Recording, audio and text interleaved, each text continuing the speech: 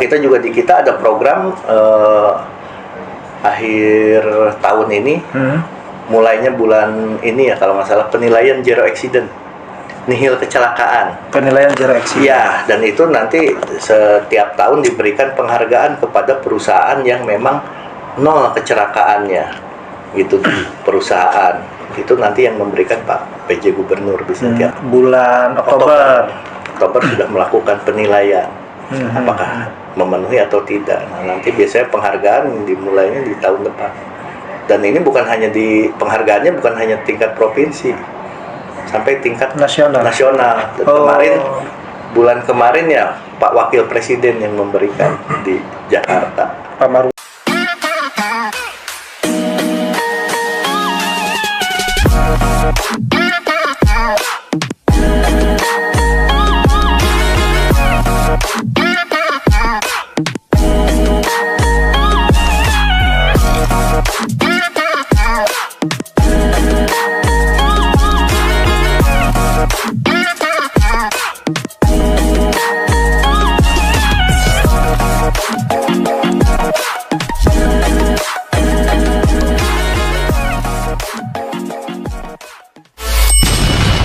Yang dimaksud pengawasan sendiri itu apakah memang kepada perusahaan kah atau kepada karyawan atau seperti apa, Pak? Ya, kita melakukan pengawasan itu memang ada dasarnya di Permen nomor 33 tahun 2016, sudah direvisi ke Permen 1 tahun 2020. Nah, di situ ada tata cara terkait dengan pemeriksaan. Jadi kita juga ada pengawas pertama, pengawas muda, ahli muda, dan pengawas madya. Nah, itu jenjangnya berbeda. Untuk pertama masih melakukan pemeriksaan, pembinaan. Yang muda bisa pembinaan, pengujian, gitu kan. Madya dia mengevaluasi. Jadi kita melakukan pemeriksaan, pembinaan itu ke perusahaan. Nah, di sana kan di perusahaan kita lakukan pembinaan, baik yang baru misal kita lakukan pemeriksaan, apakah ditemukan tidak pelanggaran-pelanggaran yang berkaitan dengan norma ketenagakerjaan. Gitu. Ada norma ketenagakerjaannya, kalau ada pelanggaran ya pasti dilakukan tindakan. Nanti keluarlah produk dari pengawas itu. Kalau yang melakukan pemeriksaan itu ada yang namanya nota yang dikeluarkan. Jadi nanti keluar nota itu produknya dari hasil pemeriksaan teman-teman pengawas di lapangan. Seperti itu temuannya ada. Jadi kalau misalkan katakanlah misalkan di sebuah perusahaan Pak ya ada kecelakaan kerja misalkan, pelaporannya itu berarti bisa ke pengawas itu, Pak? Ya, jadi pelaporan gini, berdasarkan Permen nomor 3 tahun 98 ke Junto Undang-Undang 170 ya, di pasal 11 bahwa setiap pengurus itu wajib melaporkan setiap terjadinya kecelakaan. Nah, aturan pelaksanaannya tadi di Permenaker nomor 3 tahun 98. Jadi 2 hari waktu paling telat itu, 2 kali 24 jam harus melaporkan. Ya ke dinas sebetulnya. Kalau yang kenalnya ke pengawas ya boleh ke pengawas langsung pembinaannya, tapi harus dilaporkan ke dinas. Karena gini, nanti berkaitan dengan klaim BPJS-nya juga. BPJS juga sama, nggak boleh lebih dari 2 kali 24 jam kalau nggak salah. Yang minimal by phone dulu lah kalau ada terjadi kecelakaan. Pak, ini terjadi kecelakaan, laporkanlah. Karena kalau tidak melaporkan pun tadi undang-undang yang berbicara ada sanksinya. Gitu seperti itu. Iya. Jadi memang kadang-kadang ini memang kawan-kawan ngobrol banyak hal yang khususnya di dunia ketenagakerjaan Pak ya, yang belum melek lah Pak ya, soal tadi soal SOP, kemudian K3 ya gara-gara TBM aja sampai ribut kan gitu ya. Seharusnya kan itu harus tertib Pak ya. Gitu. Nah, kalau sejauh ini Pak untuk program dari bidang ini sendiri Pak dalam 1 tahun apa aja sih Pak? Kegiatan-kegiatan kita tuh kalau tahun ini sosialisasi masih ada ya, ke perusahaan masih dilaksanakan sosialisasi terkait norma ketenagakerjaan, terkait K3, terkait dengan penegakan hukum juga ada. Kita sosialisasikan itu agar ya tadi perusahaan mulai tertib lah sedikit-sedikit gitu terkait dengan itu. Paling itu yang kita lakukan, sosialisasi. Kalau ini Pak, kayak ke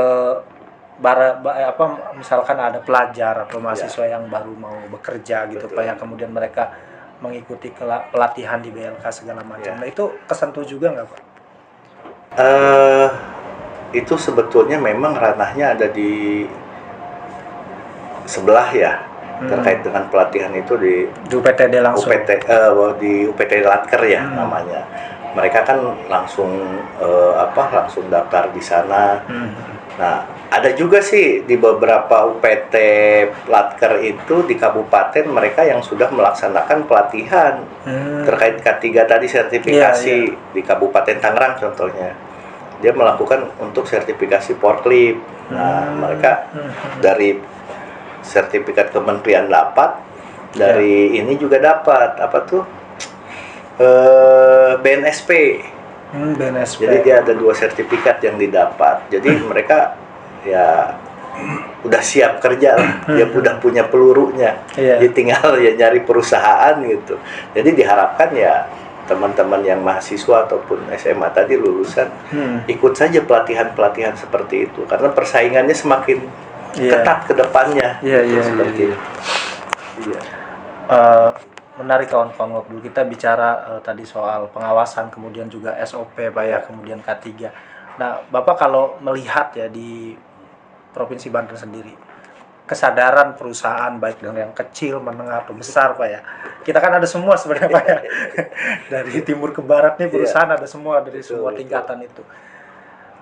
Melihat itu fenomena di perusahaan ini menurut Bapak sejauh ini bagaimana Pak? Ya. Jadi kalau terkait dengan penerapan K3 memang di perusahaan-perusahaan yang padat modal mereka itu lebih tertib. Lebih tertib karena mereka juga terkait dengan potensi bahayanya sangat tinggi gitu. Jadi itu mereka lebih tertib. Memang ada beberapa juga perusahaan banyak yang harus kita perbaiki terkait dengan budaya K3. Karena kenapa budaya K3 ini harus kita gaungkan di Provinsi Banten itu? Karena angka kecelakaan ini berdasarkan data BPJS, terakhir saya rapat dengan BPJS. BPJS Ketenagakerjaan. Karena kan melapor mereka kalau ada terjadi kecelakaan melaporkan dan itu angkanya lumayan ada tinggi gitu. Nah, inilah yang harus kita sama-sama kurangi lah gitu kan. Angka kecelakaan kerja ini. Memang angka kecelakaan kerjanya untuk fatality nggak terlalu banyak gitu. Tapi yang kecil-kecil tuh banyak tuh. Karena kan begitu kecil pun pasti dilaporkan ke BPJS. Jadi terdata datanya. Ketimpa gitu. skrup misalnya. Bisa jadi tuh. Gitu kan kejatuhan obeng.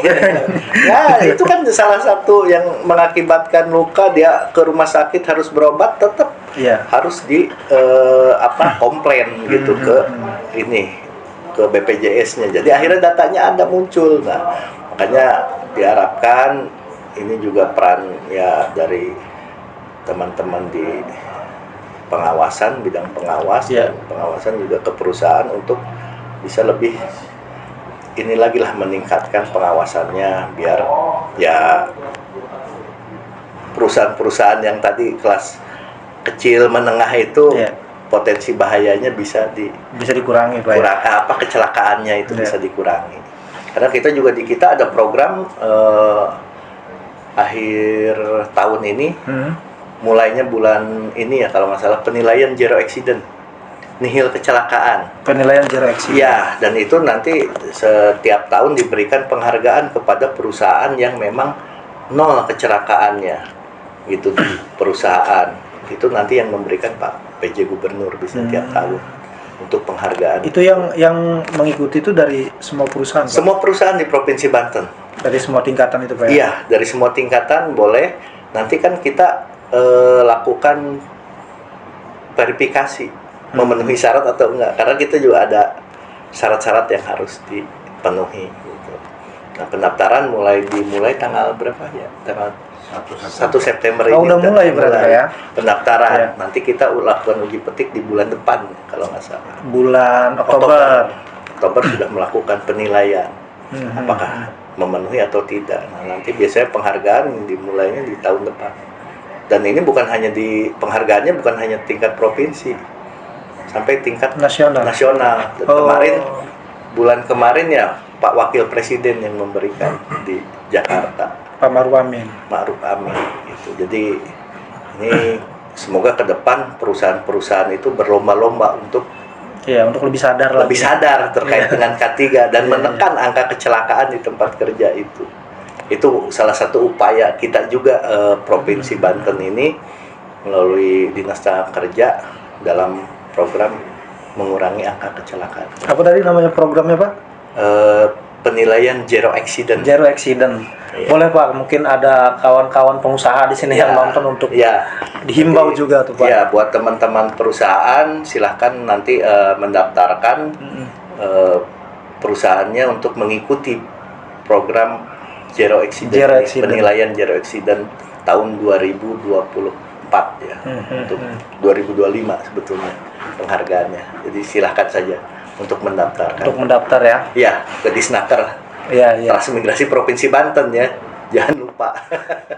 Ya kawan-kawan, tadi mungkin yang nonton video ini buat para pengusaha nih yang punya usaha di Banten Pak yang punya perusahaan, silahkan mendaftar tuh agar ini juga menjadi salah satu tolak ukur bahwa perusahaan para bapak, para ibu ini sudah memenuhi standar Pak yang memang layak, salah satunya ya dari K3 tadi Pak ya.